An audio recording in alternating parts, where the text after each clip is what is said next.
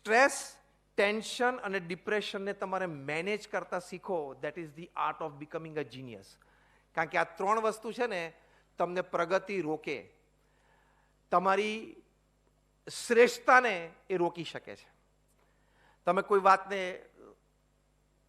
સ્ટ્રેસમાં આવી જાઓ, ડિપ્રેશનમાં આવી જાઓ, તમે ટેન્શનમાં આવી જાઓ, આવી ઘટનાઓ તો બનવાની છે. પૃથ્વી પર 8 અબજની વસ્તીમાં કોઈ એમ કે મને ક્યારે સ્ટ્રેસ, ડિપ્રેશન નથી આવ્યું, તે વાત ખોટી છે. હા કે ના? પ્રોપરલી બોલો તો. બધા we are human beings. Let's accept we are મોર્ટલ્સ.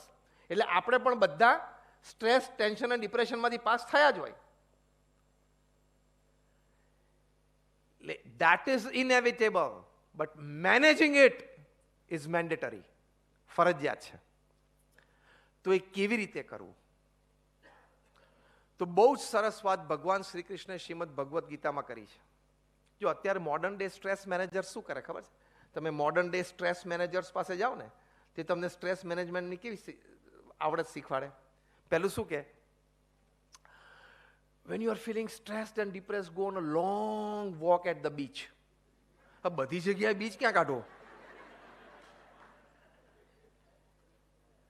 પ્રોફેશનલ્સને શું એડવાઇસ કરે છે ખબર છે? બિઝનેસમાં અને પ્રોફેશનમાં સ્ટ્રેસ્ડ આઉટ હોય ને, તેને આ સ્ટ્રેસ મેનેજર શું એડવાઇસ કરે? Paint your office green. કે તમને આમ ગ્રીનની વચ્ચે બેઠો છો ને એવું થોડું આમ ફીલ થાય, કૂલ ફીલ થાય, કામ ફીલ થાય. કાં તો શું કે keep looking without blinking your eye at the sunrise, at the sunset. ચલો આ બધું હશે, પણ આ બધું છે ને વોટરિંગ ધ બ્રાન્ચીસ છે, not watering the root. Watering the root ભગવાન કૃષ્ણએ અર્જુનને શ્રીમદ ભગવદ્ ગીતામાં કહ્યું. અર્જુન પોતે પણ સ્ટ્રેસમાં આવી ગયેલા કુરુક્ષેત્રના મેદાન પર, કે મારા વડીલો, મારા બંધુઓ, મારા ભાઈઓ સાથે હું નહીં લડી શકું ને શસ્ત્રો નીચે મૂકી દીધા. ભગવાન કૃષ્ણ એ વખતે આ મોડર્ન સ્ટ્રેસ મેનેજમેન્ટ એ કંઈ ચાલે? કુરુક્ષેત્રમાં બીજ ક્યાંથી લાવવો? કુરુક્ષેત્રમાં વચ્ચે યુદ્ધની વચ્ચે ચેરિયટ ગ્રીન કેમનો પેઇન્ટ કરવો? What did Krishna tell Arjun? Thought process આપ્યો. એનો મતલબ શું?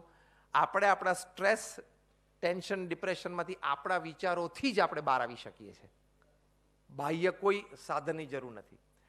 ભગવાન કૃષ્ણે અર્જુનને પહેલું કીધું, કર્મણ્યવાધિકારસ્તે મા ફલેષુ કદાચન. અર્જુન, તારે તારું કામ કરી લેવાનું, ફળ હું નક્કી કરીશ. હવે આ એક વાત નક્કી થઈ જાય તો સ્ટ્રેસ આવે. સ્ટ્રેસ ક્યાંથી આવે છે? Why is this not happening? હા કે ના? આ બાજુ રિવર્સ સ્ટ્રેસ આવે, why is this happening again again? એવો સ્ટ્રેસ. તેમાં ભગવાન કૃષ્ણે કીધું છે કે તારે તારું કામ કરી લેવાનું, ફળ હું નક્કી કરીશ. આપણે ફળની અપેક્ષા અને ફળ મારા ધાર્યા પ્રમાણે જ આવવું જોઈએ ને, એ નથી આવતું ને એમાં સ્ટ્રેસ આવે છે. હવે હું તમને 2 પ્રશ્ન પૂછું, બંનેમાં તમે હા પાડશો. I challenge and guarantee anybody in this auditorium, તમે મને ના નહીં પાડી શકો. Shall I start? ક્વેશ્ચન 1. આપણને બધાને અનુભવ છે કે કોઈક વખત ખૂબ સારું પ્લાનિંગ કર્યું, એક્ઝિક્યુશન કર્યું, તો પણ ધાર્યું પરિણામ ના આવ્યું. હા કે ના? ઓકે. ક્વેશ્ચન 2. કોઈક વખત ટાઈમ કન્સ્ટ્રેન્ટ હતો, રિસોર્સિસ કન્સ્ટ્રેન્ટ હતા, ઓછા વધતા રિસોર્સિસ હતા, અને આપણને એમ થયું કે એક્ઝિક્યુશનમાં મજા ના આવી, ટીમવર્ક સારું ના થયું, તો પણ ધાર્યા બહારનું પરિણામ આવી ગયું. હા કે ના? ધાર્યા બહારનું પરિણામ આવી જાય, કલ્પનાતીત. તો એની ઉપર આપણે વિચાર નથી કર્યો કે આવું કેમ થયું? હું જ હતો બે સિચ્યુએશનમાં, મારી જ બુદ્ધિ, મારી જ આવડત, મારી જ હોશિયારી, એકમાં મને સફળતા મળી, એકમાં કેમ ન મળી? તો આ વાત છે કે આપણે આપણું કાર્ય કરી લેવું, ફળ એ નક્કી કરે છે. અને એ ફળ છે ને રેન્ડમલી નથી નક્કી કરતા.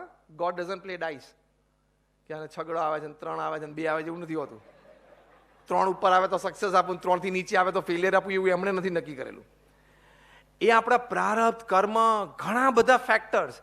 આપણને 5-10 ફેક્ટર ખબર છે કે જે સફળતા લાવે, બીજા 5-10 આને પ્રોજેક્ટને ઇફેક્ટ કરે છે, આપણા કંટ્રોલમાં જ નથી. હવે રાતોરાત ધારો કે પોલિસી બદલાઈ જાય, તમારી પાસે ટીમ સારી હોય, ફાઇનાન્સ હોય, બેંકની લોન ઘરે આવીને પડી હોય, એટલે કે એકાઉન્ટમાં આવીને પડી હોય, સારા લોકો તમારી ટીમમાં હોય, એક્સપિરિયન્સ લોકો હોય, તમે પ્રોજેક્ટ પ્લાન આઉટ કરો, બરોબર એક્ઝિક્યુશન સ્ટેજ આવે ને ધારો કે ગવર્મેન્ટની પોલિસી બદલાણી, તો અને કાં તો કોઈ બીજા દેશે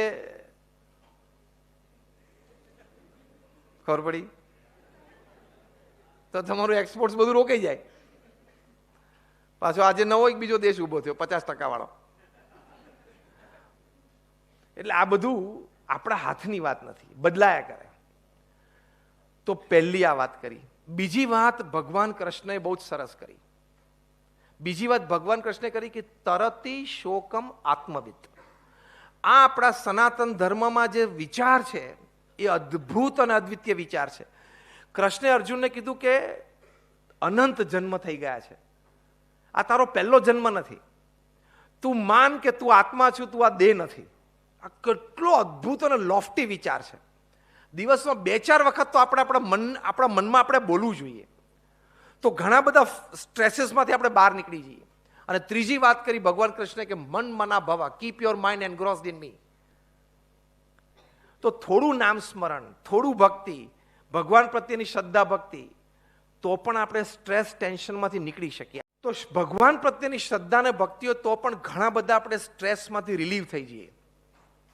આપણા સત્શાસ્ત્રો ખાલી આ વાત કરે છે એવું નથી, આ સાયન્ટિફિકલી પ્રૂવડ છે, ક્લિનિકલી એક્સપેરિમેન્ટલી પ્રૂવડ છે આ વાત, કે ભગવાનના નામ સ્મરણથી આપણને સ્ટ્રેસ રિલીફ થાય છે. હવે સ્ટ્રેસ રિલીફ થાય એનો આની સાથે શું સંબંધ? જીનિયસ સાથે.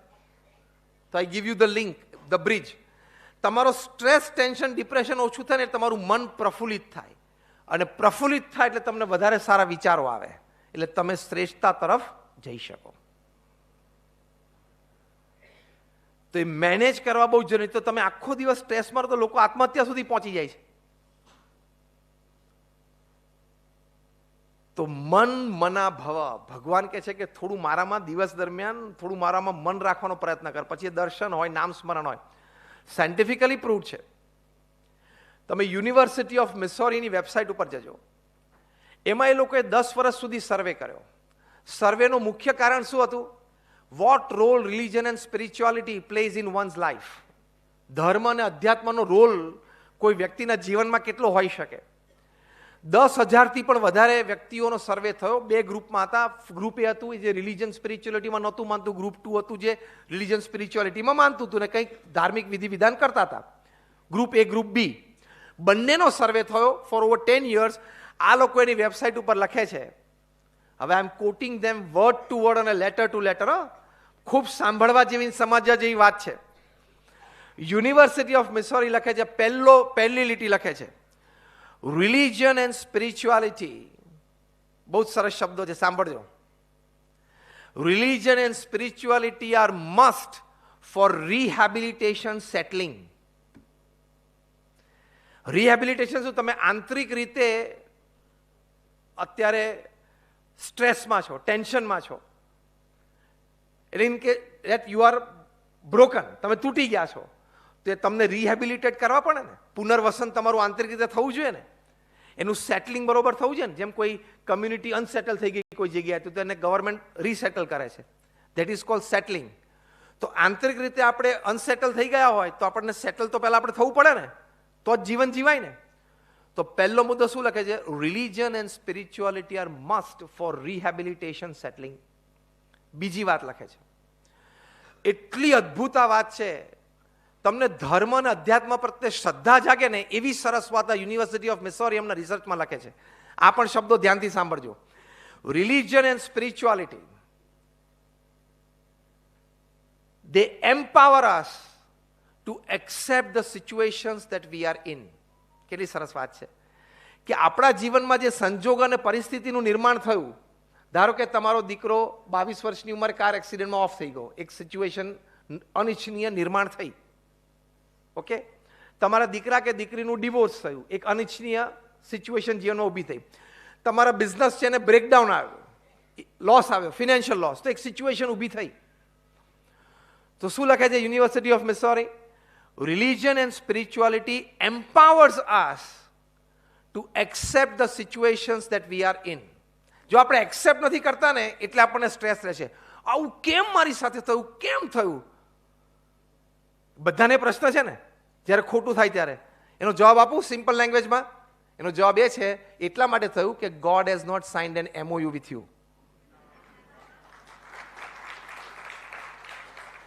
ભગવાને તારી સાથે એમઓયુ સાઇન નથી કર્યું જા બેટા પૃથ્વી પર જા और जो कुछ भी तू करेगा निर्णय जीવો ગુડી ગુડી હોગા. બધું ગુડી ગુડી થશે એવું ભગવાને કોઈની સાથે એમઓયુ સાઇન કર્યું છે? Life is like a sine wave, ups and downs and part of life.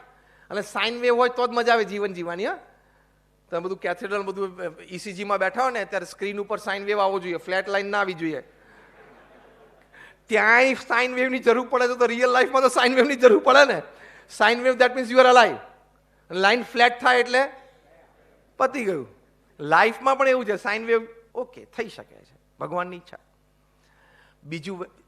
બીજું વાક્ય આ પેરેગ્રાફમાં લખે છે, રિલિજન એન્ડ સ્પિરિચ્યુઆલિટી. આ પણ બહુ જ સરસ શબ્દો છે. Religion and spirituality teaches you to come to terms with unresolved issues of life. કેટલા સરસ શબ્દો છે. ધર્મ અને અધ્યાત્મ આપણને શું શીખવાડે છે? આપણા જીવનના ઘણા બધા પ્રશ્નો અનરિઝોલ્વડ જ રહે છે. ધારો કે તમને પેરેન્ટ્સનો સ્ટ્રોક આવ્યો તો અનરિઝોલ્વ છે ઇશ્યુ લાઈફ ટાઈમ. તમારે યંગ એજમાં કોઈ તમારા સ્પાઉસ યંગ એજમાં you lost him or her, તમારા સ્પાઉસને ટુ કેન્સર, તો that is an unresolve issue. એ દુઃખ આપણને જીવનમાં કાયમ રહે. તો to come to terms with that unresolved issue of life, religion and spirituality teaches you how to come to terms with that situation. આ કેટલો મોટો લાભ છે.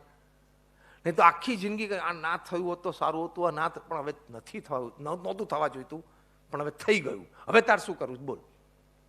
You only two choices: cry, keep crying, sit back home and slip into depression. Choice one. Come out of it, accept the reality, it can be part of my life, go out and live your life. Choice two. Simple છે ને, બે જ choice છે. હવે કઈ ચોઈસમાં રહેવું છે તમે નક્કી કરો. થઈ ગયું થયું, રિવર્સ નથી થવાનું. થઈ ગયું એ થઈ ગયું, રિવર્સ થવાનું નથી. તો કઈ ચોઈસ વધારે સારી છે? Choice two. સિમ્પલ. અને ત્રીજી અને છેલ્લી વાત આ પેરેગ્રાફમાં લખી, એ પણ અદ્ભુત છે. રિલિજન એન્ડ સ્પિરિચ્યુઆલિટી, સાંભળજો. Religion and spirituality, they give us the strength and prepares us for any eventuality in life. આપણને ખબર નથી કાલે શું બનવાનું છે, પણ અત્યારથી આપણા માનસને ઘડી નાખે છે કે તારે ભવિષ્યમાં જે થવાનું એ વખતે તારે જે સ્ટ્રેન્થ જોઈશે ને. જો સિચ્યુએશન, સમજો, ધર્મ અને અધ્યાત્મથી સિચ્યુએશન બદલાઈ જાય છે એવું નથી હોતું. એ થાય પણ ખરું, ન પણ થાય. બદલાય છે શું? આપણો એને જોવાનો અભિગમ, એની સાથે ડીલ કરવાનો અભિગમ. એટલે પ્રાર્થના શું કરે છે? We don't pray for a lighter load, we pray for a stronger shoulder. Situation તો આવે જીવનમાં, પણ હું ડીલ કરી શકું એની સાથે. તો કેવી સરસ વાત કરી કે it prepares you mentally to deal effectively with any eventuality in life. આગળ જીવનમાં કંઈક બની જવાનું છે, એ તો બનવાનું જ છે, કારણ કે કર્મ અને પ્રારબ્ધમાં છે.